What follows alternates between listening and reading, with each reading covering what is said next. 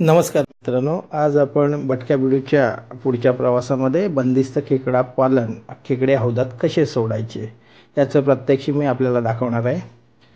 सह्याद्रीच्या कुशीतून दगड कपारीतून हे आणलेले काळ्या पाटीचे खेकडे ते आता आपण या हौदामध्ये बंदिस्त खेकडा पालनासाठी सोडणार आहोत। हे करत असताना साधारण हौदाची साईज प्राथमिक तत्वावरती घेतलेली आहे, ती 10 बाय 20 ची आहे। त्यामध्ये जवळपास 3 फूट आपण माती टाकलेली आहे। त्याचबरोबर आपल्याला कौलाचे तुकडे दिसत आहेत याच्यामध्ये, आणि पाईपाचे तुकडे आहेत, दगड आहे, गोटा आहे, जेणेकरून ह्या खेकड्यांना लपण्यासाठी त्या जागेचा उपयोग व्हावा। कारण खेकडा ही प्रजात अशी आहे की ती एकामेकावरती हल्ला करतात, अटॅक करतात। त्यामुळे थोडंसं सोयीचं व्हावं म्हणून आपण ती त्या पद्धतीने नैसर्गिकरित्या योजना केलेली आहे।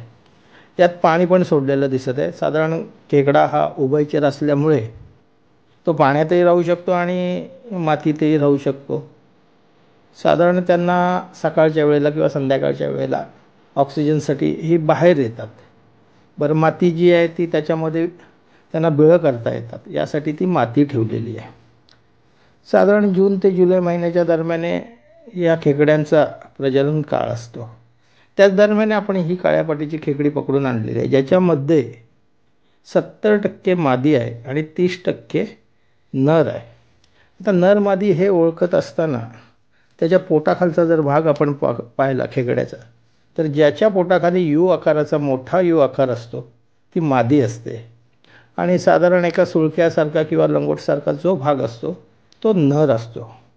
ज्यावेळेला पुढचा व्हिडिओ मी तुम्हाला देईन त्यावेळेला मी तुम्हाला हे कसं ओळखायचं हेही दाखवीन। यासाठी पूर्वतयारी करताना सांगितलं जसं हौद, त्याच्यामध्ये माती, दगड, पाईप, हे कौलं हे सारं आपण टाकलं आहे। वरच्या भागात थोडीशी टाईल्स पण लावलेली आपल्याला दिसते। ही टाईल्स जेणेकरून ही खेकडी वर जाऊ नयेत, हौदाच्या बाहेर जाऊ नयेत म्हणून त्यांचा तो बंदोबस्त केलेला आहे। त्याच्यानंतर राहिला प्रश्न, ही जी खेकडी आहे ती ह्यांचं साधारण प्रजननाच्या काळामध्ये एक मादी 200, 250, 300 पर्यंत पिल्लं देते।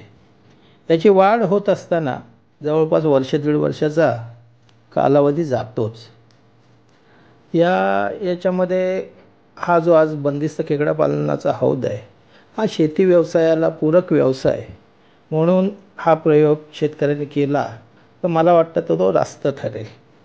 हे होत असताना यांचं खाणं साधारण आठवड्यामध्ये असं एका खेकड्याची जात आहे ती गवतही खाते। त्याचबरोबर आपण खाद्य देताना माशाचा वेस्टेज असेल किंवा कोंबडीची आतडी स्वच्छ करून जर टाकली आठवड्यातनं, ज्या पद्धतीने त्या खेकड्यांची संख्या असेल त्या पद्धतीमध्ये ते खाणं द्यायचं असतं। हे देत असताना पाणी स्वच्छ कसं राहील याचीही आपल्याला काळजी घ्यायला लागते। त्यासाठी साधारण आठवड्यातनं किंवा 2 आठवड्यातनं एकदा पाणी बदललं तरी चालतं। बाकी कोणतीही तशी फार मोठी काळजी घ्यायची गरज वाटत नाही। वर्ष दीड वर्षाच्या काळामध्ये जर हे प्रजनन व्यवस्थित संगोपन झालं तर चांगल्या पद्धतीने आपल्याला खेकडी मिळू शकतात। ती बाहेर काढण्यासाठी त्याचे ट्रॅप येतात। त्या सगळ्या गोष्टींची माहिती मी पुढे सविस्तर देणार आहे। बरं, हे होत असताना हे खेकडं पालन आपण जे करतो आहे त्याच्यासाठी शक्यतो बोरिंगचं पाणी, नदीचं पाणी, जो नैसर्गिक प्रवाह असतो तो याच्यामध्ये सोडावा। कुठल्याही नळपाणी योजनेचं पाणी यात वापरू नये। त्याच्यामध्ये काही पावडर किंवा केमिकल असल्यामुळे खेकडे मरू शकतात, याचीही काळजी घ्यायला लागते। या व्हिडिओमध्ये जाता जाता आपण बघताय खेकडी कशी लपतात किंवा काय। ह्या नंतर एक साधारण 6-8 महिन्यामध्ये मी तुम्हाला अजून एक व्हिडिओ अपलोड करेन। जर आपल्याला हा व्हिडिओ आवडला असेल तर लाईक, शेअर आणि सबस्क्राईब करायला विसरू नका। थँक्यू।